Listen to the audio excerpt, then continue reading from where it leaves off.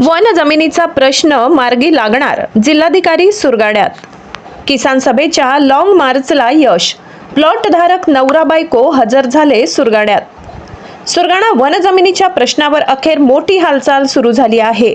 अखिल भारतीय किसान सभेच्या नेतृत्वाखाली काढलेल्या पायी लॉंग मार्च नंतर सरकारने दिलेल्या आश्वासनाची अंमलबजावणी होत असल्याचे चित्र दिसत आहे। शुक्रवार दिनांक 27 फेब्रुवारी रोजी नाशिक जिल्ह्याचे जिल्हाधिकारी माननीय आयुष प्रसाद हे सुरगाणा येथे उपस्थित राहून वन जमिनीचे अर्ज स्वीकारण्यासाठी उपस्थित होते। माजी आमदार कॉम्रेड जीवा पांडू गावी त्यांनी कळवण व सुरगाणा तालुक्यातील वनपट्टा धारक, अपात्र प्लॉट धारक तसेच गहाळ फाईल धारकांचे प्रश्न सोडविण्यासाठी ही प्रक्रिया राबविण्यात आली असल्याचे स्पष्ट करण्यात केले होते।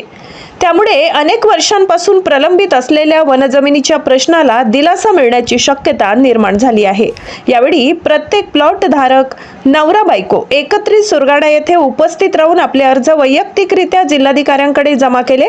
वनजमिनीच्या हक्कासाठी सुरू असलेल्या लढ्याला आता निर्णायक वळण मिळणार का, याकडे संपूर्ण तालुक्याचे लक्ष लागले। गिरणा वार्ता न्यूजसाठी कार्यकारी संपादक पुंजाराम खांडवी।